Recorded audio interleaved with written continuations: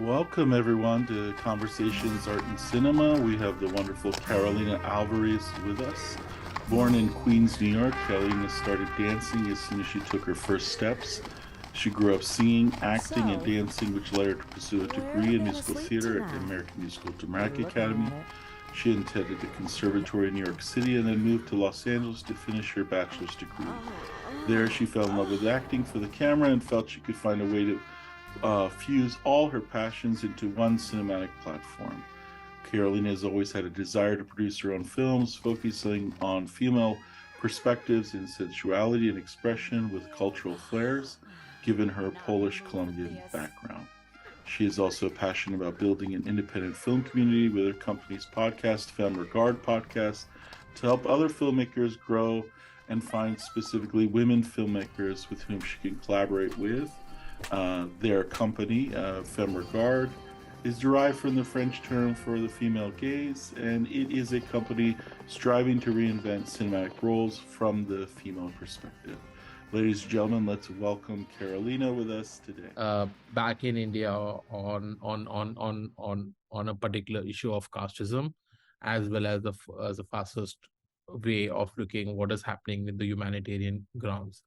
As a college student right now, as a grad student, I'm looking for fun, like how fundraisings become a successful tool. What are the strategies do you employ to raise funds successfully for your projects, and how can I learn from that? Can you talk about that? Great. Yeah. Absolutely can. Yeah, well, nice to meet you. That's an amazing mission. I love hearing about that. I think film is just a great mouthpiece and tool that we can really explore those kinds of messages, and I just love that you are from India, so what better mouthpiece than to, go back home and shoot something there. So I just love all of that. That's really exciting. And fundraising, yes, I've been able to say I've successfully crowdfunded my first feature film, and I have now mentored a couple other filmmakers to kind of see what works and doesn't work. So I will start and say documentaries, by the way, are really, really great. There's more, I would say, grants out there. So step one, don't sleep on the grants. There's just a lot more, I think, advantages you'll have versus like narrative films. A lot of people love funding those types of stories. So I would definitely look at the different grant opportunities. I mean, there's different also indie filmmaker websites like Independent Film or Rain Dance Film, like even the film festivals you can think of that are really popular, they might have like grants or programs that can help develop a documentary, especially. So I always get excited when I hear someone wants to do a documentary because there's just more ground there for grants and funding. Another, and then in terms of fundraising, so, you got to see what platform you feel confident in using, and, different percentages. You got to do all the research, but I can just tell you off the hand, like Kickstarter is an all or nothing platform. So that can be really intimidating for first time like fundraising filmmakers, because it's all or nothing. If you don't hit your target goal, you're not going to be able to take home any of that. But what's cool about that is it creates this urgency for people to want to support your film. So we did a Kickstarter. I'll speak to that a little bit first, because we liked this kind of urgency. We've built a community over the past 4 years with our podcast, Femme Regard Podcast, and just with the short films we created. So if you feel like you've kind of been able to create a community within your college or your hometown, like, don't ever sleep on the community you've already built.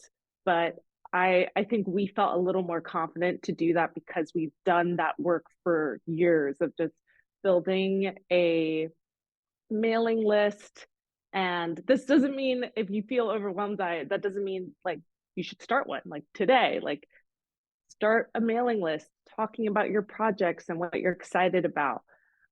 So that was why we went with Indiegogo. I mean, sorry, Kickstarter, but also because we went and hired a team of professionals to kind of come in and they loved using the Kickstarter platform.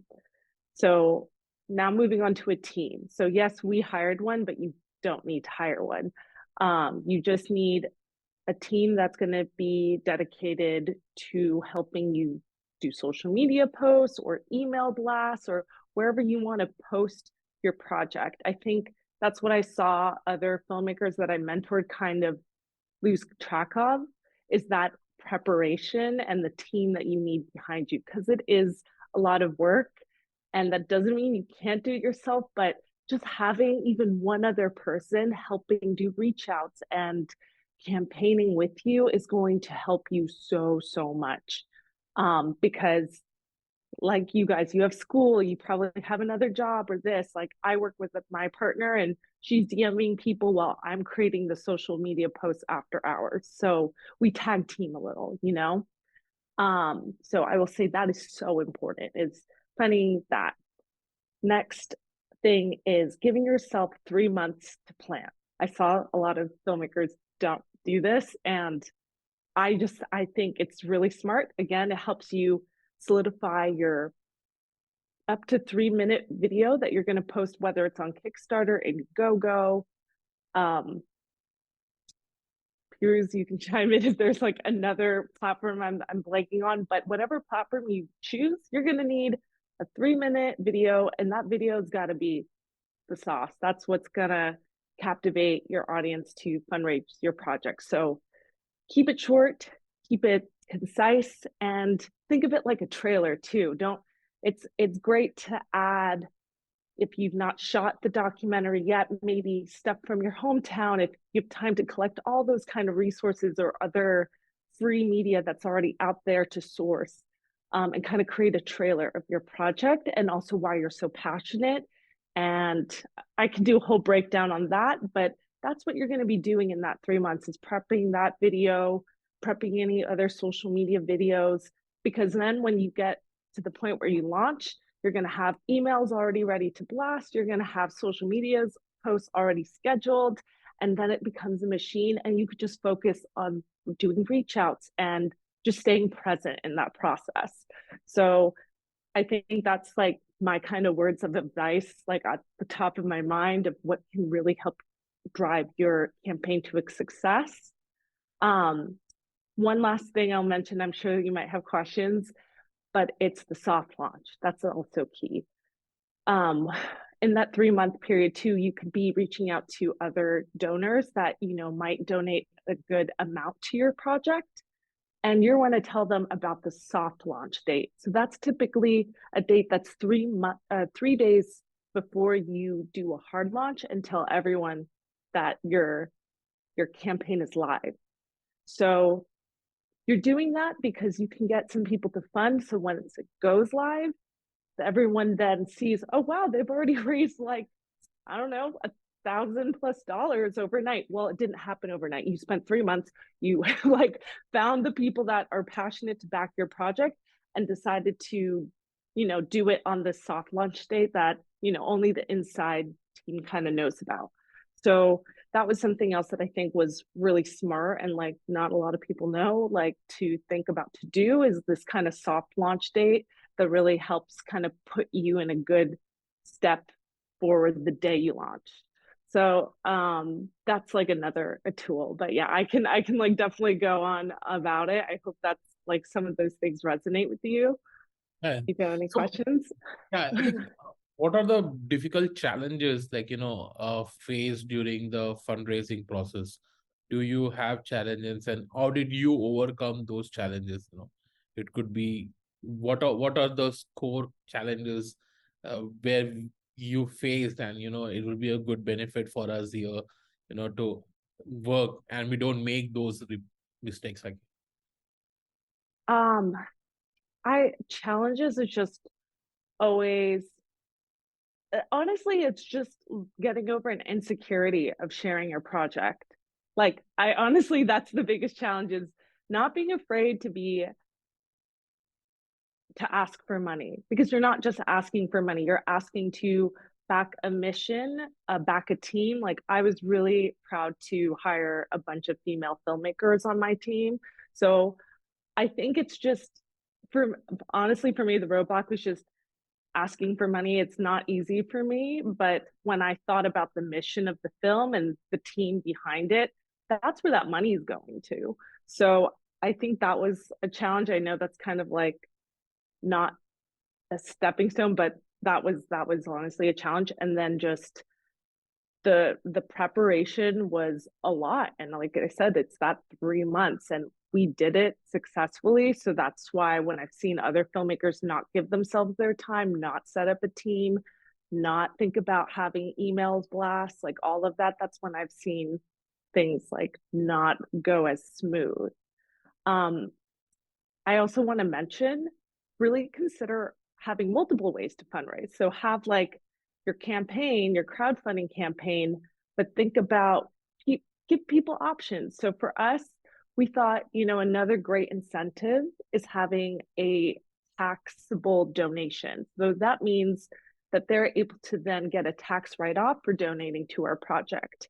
So in order to do that, you need to find a fiscal sponsor. It's a 501c3 organization that is able to provide these tax documents back to your donors.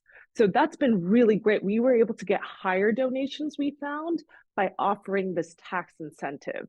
So that was another great thing. And we might not publicize that as much, because we're, again, doing that work of doing like either face-to-face like meetings with these people, or we have someone on our team who knows someone, and that's how we're having those kind of conversations. And they're on our website, again, giving people options. So I think that was the tax stuff is a challenge. Like doing paperwork at the end of the year. Tax is something to be aware of, is any income you accrue is going to be any donations you get are considered income. So you want to be aware that you will be taxed and have to pay a tax at the end of the year, because unfortunately it shows up as gross income, if I'm using the right terminology. And it's unfortunate, because you're like, this isn't my money, but you can find other ways. I've learned, if you're smart, and I wasn't this time around, well, and it just doesn't happen always, but if you crowdfund, I would try to crowdfund the year you're going to use that money, because then you can write it as a tax write-off, right? You paid for equipment, you paid for the workers. And because we had crowdfunded in the fall and shot the following summer, we can't prove we used that money yet. So that's another tip, I think, is thinking about when you're crowdfunding and how it's going to affect you in the tax year. Because we had to pay a chunk of that back in taxes. So that was, I would say, another kind of hurdle and something to be wary of. Thank you. Yeah. I have more questions that other people ask, then I'll come back. I just want you to ask questions forever. Other questions? Yeah. My name is Dejanae Robinson. Hi. Sorry, I'm a little late today. I'm a third year. Introduce yourself and say what you do. Yeah.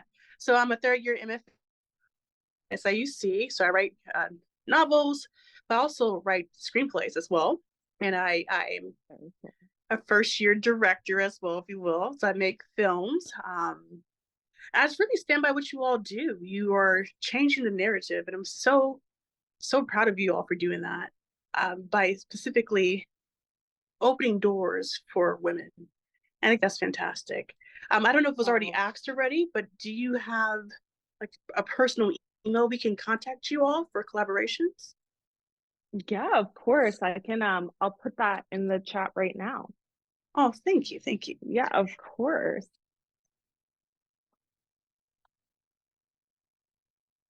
And my But other yeah. question was, what advice would you give yourself 10 years ago that you now know? Oh, these questions, girl, really makes you think. It's funny. This is my 10th year anniversary in LA, just celebrating last month when I started at AMDA and met Pirooz here in LA. So yeah, it's been a trip. Saturn's return just turned 30. So we out here, we doing it. It's wild. It's really wild. And I mean, just, I don't, we're all making mistakes. And it's like, that's how we learn and grow. So to be like, what mistakes? I'm glad I just tried, honestly. And I think that is, it's good. Make mistakes, go make mistakes. Just give yourself grace and like try to, I think something I was good about, and it was just my naivete. I like the first project I did was a Western, and I'm sorry, I might have shared this last time, but I didn't really know how intense that was going to be. I thought it was cool to do a period piece in California because the desert and we're out here in the Wild West. But it was actually insane with the stuntmen and the horses. But the thing is, we did it. Like we actually got to shoot on this really cool set. All this stuff. So it's so funny because that project that was really insane. Like no one should ever do that as their first project.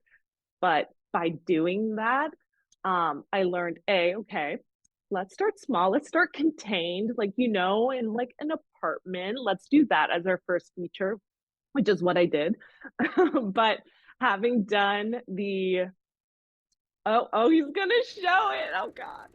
Okay. This is the proof of concept because we couldn't afford the feature, but let's go. It's You can, this will just be playing as you're talking. Okay. Well, it's great. It's If you supposed can to be focus. reinventing the roles of, cowboys and having two female. It's like a reinvention of a spaghetti western. That's the concept. So you see me in this crazy ass wig where the wind's going like 20 miles per hour, like insane winds. I'm kid you not. We had to ADR the entire audio because that mic was hitting my dress. And yeah, it was really brave of us to do. And we had so many challenges that day that I think had we not ever started, we probably would be too scared to do something like this now, having the knowledge I have today about filmmaking, having this contained environment and set and all of that. So by doing something like this, like that guy, at one point his horse went backwards down this hill. It was so frightening. But um and but trying to concentrate. Larry, the true cowboy, he's an OG. Getting drones, like we just tried everything on this set. So I'm really working with prop guns. You'll see her horse was stubborn, so he's gonna turn backwards all of a sudden. But it was kind of cool shot to like have. I love this project though, honestly, and I really hope to make the full feature, maybe as our next film. Now that we have shot something a bit more contained. So I think just being brave and truly, you can do anything you want. Like, don't I love how, Pirooz, we started this conversation about not letting your editing hat on, your editing brain come on, because that's when you get scared. You don't want to go for things. But yes, there's definitely a smarter way to produce. And I think that's what I've learned throughout my 10 years is becoming a producer, first of all, having a day job, working in sales. I learned really strong producer traits that translated well. And now I just like, I'm able to produce a really good team. Like we had the best time on set doing our feature, and I had the best women behind me and the best DP guy rooting for us. Like that's who you want on your team. So I think that comes with time. And I'm really excited for your journey. Awesome. Thank you for that. Yes, I am, like I said, trying out directing. I'm also doing cinematography now to go along with my screenplays and my novels. So Yes. I'm excited. Thank you. I will be reaching out. But thank you. Please. I'll open the floor to my other peers. It was meant to be. Andrew, I think I remember you. Were you on Yes, last time? I was here What's last time. up? Yeah, how you doing? Yes. How's it going? It's going well, actually. I'm proud to say that, Andrew's journey has blossomed. It has. He's ready to be an actor as well as a director now. And writer. Yes. Let's go. Yeah, yes, yeah. triple threat. I am here for it. Okay. Yeah, absolutely. Last week or maybe 2 weeks ago, I was like, you know what? I still write, but I'm like, instead of every morning and writing, I'm gonna wake up and work out a bunch. I'm gonna go into actor mode. I'm gonna get shredded. It's gonna be awesome. I just had a steak. But protein is the name of the game. Really? Yes. But that kind of goes to my question, which was like, actually, since our meeting last time, I was like, oh, maybe I can make a production company. So since then, I've been trying to, put some pieces together. I'm still young. I'm gonna fail probably at least 20 more times before it kicks off, but I'm all for it. But when or you'll just win the first time. That's what that and would be. all That the time. Oh, look at this. This is here you go. Oh, now I see the chat. All right. Okay, he's camera ready. Okay. Oh, yeah, sorry. Keep going. So when making a film with everyone in this gym is who I'm fighting for, and now that includes you.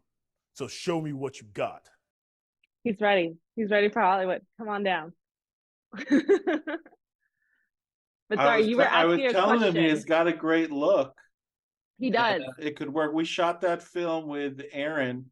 We brought Aaron from LA here. We made this film with them here at SIU. We brought a whole Hollywood team. He did a great job. Oh my God, that's amazing. Yeah. No, it was awesome. That's what got me excited about acting. I was kind of like, I was always like, I would like maybe do like a Tarantino acting thing, like in my movie, just like a quick line. But yeah, that experience was like, I was like, oh, okay, so I could just do this, and I really want a role where I can like get into a character, and just really like and just lay it down. But I can wait for that, or again, maybe a first time, who knows? But my question overall was, how when you're making a film with other people who are, let's say like multi-talented, like other writers, directors, producers, how do you like delegate power if you're all kind of like creating this thing together? Like how do you decide, oh, who's gonna write this, who's gonna be credited as a director, who's gonna That's a really good question. I think when you approach people, always listen to your gut. Like I think I've been really intuitive about who I'm bringing into a project. Like it is precious, right? Whatever you're excited about. And I think if you're just having an overall brainstorm with a couple of friends, like, I mean, I think you'll naturally be able to tell like who's really passionate about doing what role. And I've been really fortunate that I have a partner who's very like loves just to act and will produce, but I'm kind of the person who directs, writes, produces, stars, like all of that. So she's like been really cool about like letting me take that ship when I know here's another example. Like I was on my set, I hired a bunch of director women who did other roles, and it's like I trusted them to I'm always open to feedback, and I'm never going to be the type of director who just shuts anyone out. Like give it to me. Now, if you need to set up like your own barriers on set, that's different. Like, I learned that if we have all the women directors on Video Village, we might all start chiming in, and maybe we need to like give us some breathe. If me and I worked with an associate director, want to chat a little bit more privately, because it's hard. Everyone wants to start chiming in. So that's the lesson I learned is Video Village, keep it contained if you have a lot of creatives on set, because everyone gets excited too. Everyone wants to like give their piece. But then you're going to start overwhelming your DP, and we're like, let's not do that. Like you need to keep it contained. But I mean, let me ask you this, like, do you know which role and it's okay if you want to explore, but do you have like the roles that you're so passionate about? Do you want to be like me, like we just want to do everything? Like what are you feeling? I definitely, like, main thing I would say is writing and acting. Like that's usually what I'm going to be like. That's like, if I'm doing a project. Wait, like, writing and acting, not directing. We're now Yeah. an actor. What am I hearing? I will direct also. Like if it's something like I'm writing, like for my core, I would direct it as well. But That's what acting, happens with me. Yeah. Mhm. Yeah. Well, okay, so there's you already, I feel like, would know how to helpfully delegate those roles because first of all, writer actor is just a beautiful combo because if you write something that you're not like to the core about, you can find um Dejanay. Can I say, how do you say your name again? Dejanay. Dejanay, beautiful. You can hire Dejanay to be your director because she'll be like, she's not in your lane. She just wants to direct. And there's so many amazing, talented women directors that would love to take that role off your hands. and then if it is a project that you want to write, direct, and act in, find an associate director like I did that is someone I spent like time thinking about. And I'm like, okay, this person has the right energy, right? Like they're gonna let me speak my vision and respect that. And like every time on set, she'd be like, well, I have to check with Carolina. Like I'm not gonna just make this call without her. So it's like that respect is just there. And I think if you just like start to meet your people, I'm sure you'll attract the right people. And like I said, just don't be afraid to say, this is what I'm really passionate about. This is like what I want to bring to the table. Are you cool with that? And kind of feel it out from there. But that's awesome. You should have like, no, I don't think you should have any issues like wanting to express that or be in those roles. Thank you. Yeah. But so yeah, I'm a third year grad student in the School of Media Arts. I'm primarily a screenwriter, but I also like to write radio and audio work. Okay. And my question is, so when I'm getting to the end of writing this screenplay, what would be your process of selling it to directors or producers in the studio? I love it. I love it. So it's finding, this is a good, so I'm going to start off and say, I just put it in the chat, the article Tess and I wrote for Black Magic Collective on how to shoot a Western. And their collective, I should mention them, and Studio 32, they're both programs that have producer pitches that you're able to like either Black Magic Collective is entirely free. I would highly recommend joining. You just subscribe to their email. And they're founded in LA and they host a bunch of events in LA, but they do things worldwide. So you can be on Zooms and really learn from different directors, filmmakers. We just partnered kind of with them and they're amazing. So highly recommend you look at them as a resource because they might have these industry nights where you can meet producers and potentially pitch your script.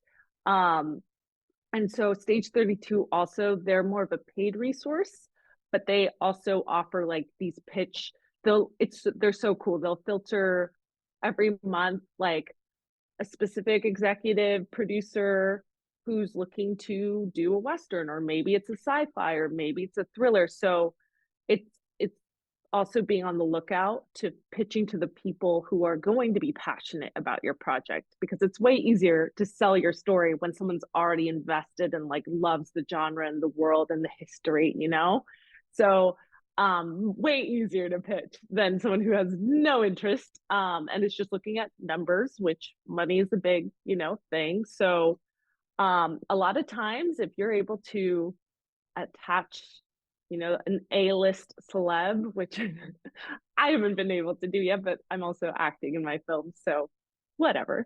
But that's a great selling point, is attaching talent to the script. You can submit your scripts to their managers. Their managers, I've heard sometimes you have to pay for them to like read it, but who knows? Let's say you just shoot your shot and the celebrity of your choosing loves it. Then if they like soft attach, that's another leverage you have to pitching to a producer who's excited about it, or a distribution company. I found that certain distributors, like the Bondit Company and Buffalo 8, who we're approaching, they will sometimes put up bonds to like produce a film. And since you're just selling a script, they might, be interested in putting up a bond for producers, getting those attached to then produce the film. And the way that they do it is they pretty much put the money up front, but they expect, a return. So I'm not an expert at any of that, but that's just kind of like what I've seen, and like what I'm practicing right now is trying to kind of sell it to like our film to a distributor. But it sounds like they could also be interested in like the very first steps of hearing a project and then putting up a bond to like get it made and distributed. But talent does help. I will say that. Well, thank you. Yeah. Yes. There I am in the crazy wig again. Thanks. But no, this platform is really cool. This community is really cool, and it's free. They're partnered with Blackmagic, if you guys know the camera and software systems, and they're supported. So here we go into kind of the story and like the lessons we learned on shooting a Western, about the shoot itself, the story of a guy getting picked by the horse. I didn't even go into that. And there's also a good like I think we mentioned Peter's book in here on Westerns. So yeah, I would highly recommend finding like communities like this, and they're really supportive and can really lead you to the right people to kind of pitch your project or collaborate with. So I've been trying to do my best to attend events and get on it. Well, thanks. So how do you go about even like deciding or finding the budget for a film? Like I was watching a Eraserhead last night, and I was like, how did he even think of the objects he would need to buy to make this little mutant child? Like, so like how do you go about finding out how much money you need to make what's in your mind? That is You great. steal my question. Sorry to interrupt. You steal my question.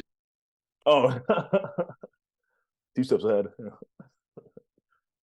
Wait, what was that? I missed that. I stole his question. Oh, you stole his question. I I am gonna see if I can share this resource I created for my Patreon donors, but I would love to share it with you guys. It's kind of a line budget template for like a low budget indie film. And there you'll see like a breakdown. So a line budget, I'm sure you guys know, is like budgets, everything from in this case for me, it was everything you need for pre-production costs, because maybe you have to pay people to scout, or if you have to pay a director or a writer, which we didn't have to in this case, all the way through post. And it really breaks down like all the different departments and things to think about. And I also added kind of highlighted tips that I've learned throughout each phase, because that's something you have to think about. It's not just the production and the shoot itself, but what are you looking at as the whole scope of filmmaking, which is a lot. It can be very overwhelming. And I think we just started thinking about the core team. Like if you had to just think of like who's it going to be with you on set, that kind of helped us, because the majority of your costs are going to go to paying your crew and your cast, right? So if you think, okay, everyone, let's say like fair minimum rate is $250. Some people are going to definitely be more than that, but like we have a crew of like 8 people plus plus I have 4 other actors.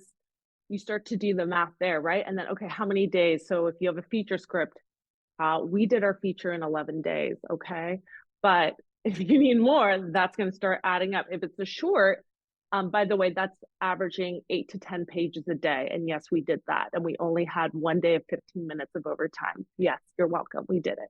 So it's starting, I think that helps get you the bulk of your budget, right? Because it's, again, all going to go there. Can you get a free location? If you can't, all right, you're going to also be averaging like a rental cost there, right? Can your DP supply you with equipment? If you can, for like as part of his cost, do a flat rate, and you don't have to then worry about, okay, what if we need it for 1 extra day? Well, you already gave him a flat rate with some prep days. Like, I think that really helps you kind of see where the bulk of your costs are going to have. And then, like I said, you might need stuff in pre-production. You might need, like, obviously you're going to need a post-production budget. And I think it's so hard. It's so funny. I think we just like landed on what a number we felt like we could raise and comfortably make the movie and pay people fairly. We were like, that was so important to us.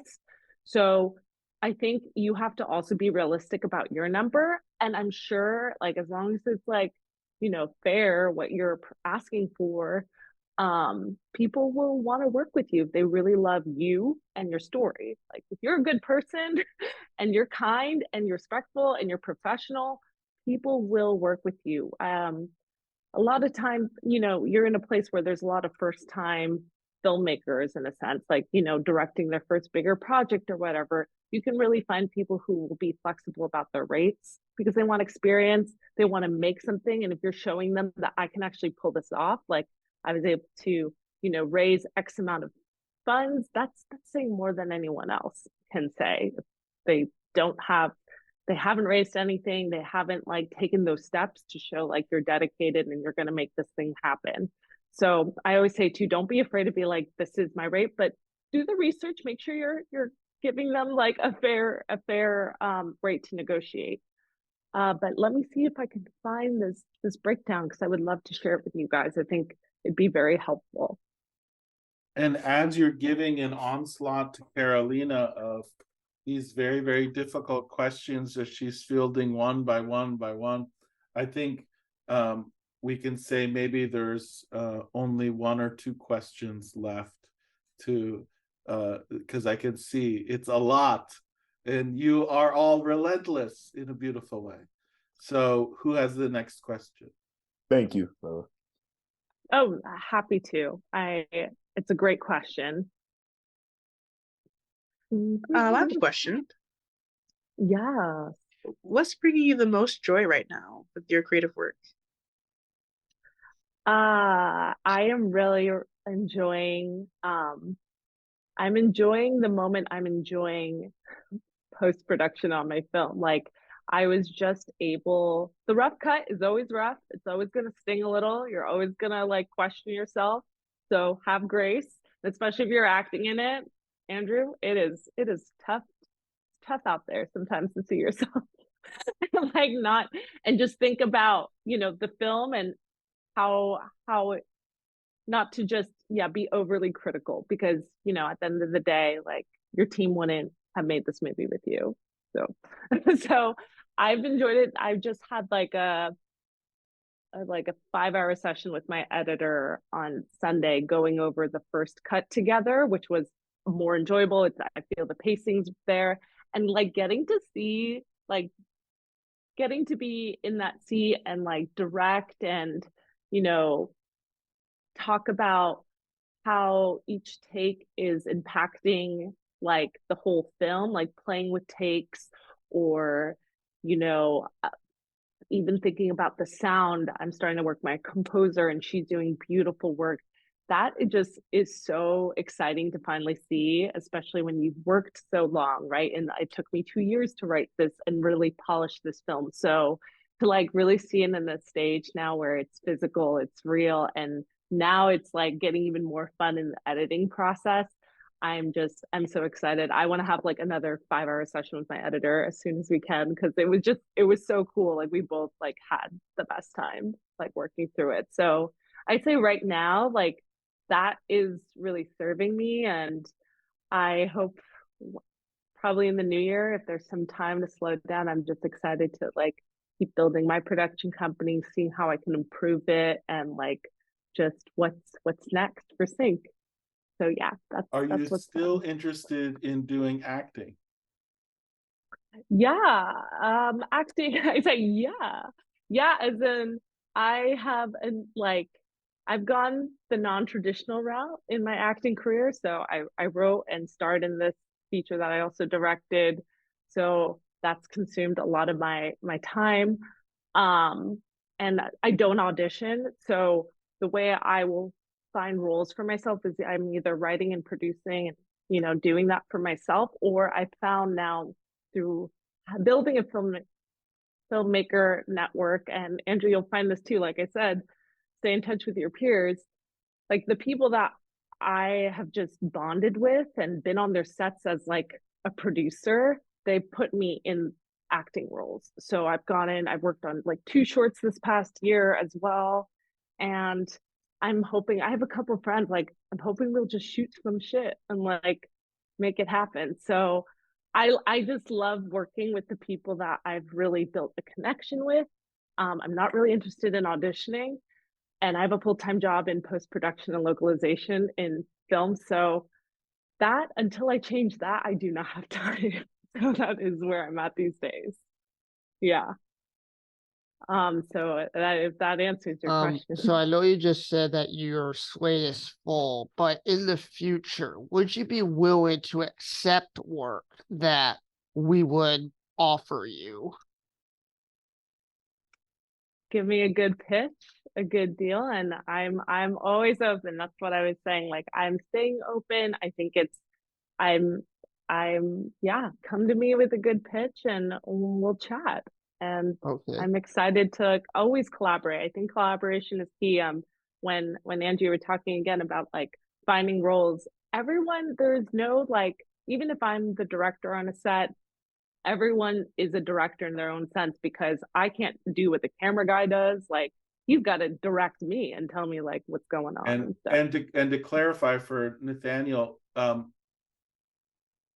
your question could have gone a lot of different ways. So is this you're thinking about collaboration potentially as an actor, or maybe collaborating with you as a writer and maybe her directing a piece? I think that's what you were thinking about, right? Yeah. Like he's saying to submit some work to you. Yeah. Yeah. Absolutely. Yeah. That'd be awesome. I would like to collaborate as an actor. You're still not out there. Oh my God, guys, let's all make movies.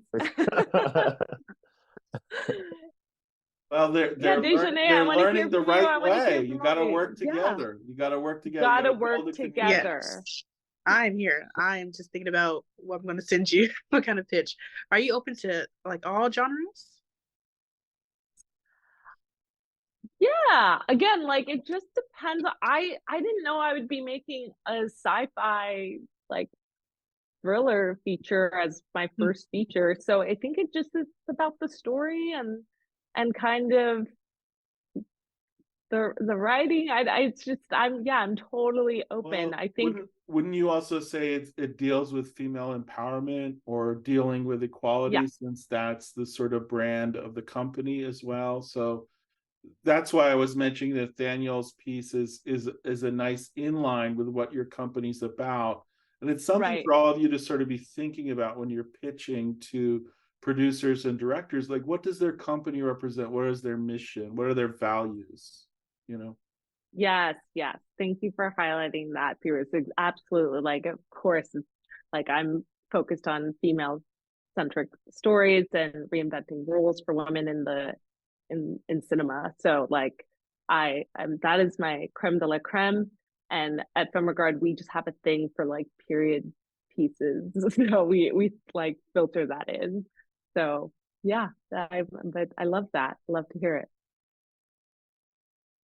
Well, it's interesting that on this call we have some very, very talented writers that are all doing very unique things with writing that are female centric. So don't be surprised if your inbox gets full.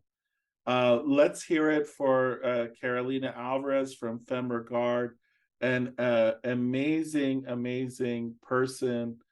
So glad to see you.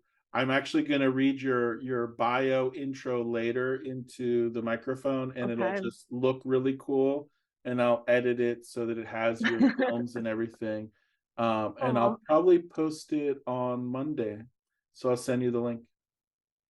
Amazing. I would love to, share it with everyone. It was, again, good to see familiar faces again, like you, Andrew, and meet new ones. You guys are awesome. Keep just going for it. And I'm open. So you know where to find me. And I look forward to doing this again, maybe for yours. I can't say no to you. So I was like, I'll do it. Yeah, we'll do it again. And I'll probably see you in I don't know about January, but good night. Thank you.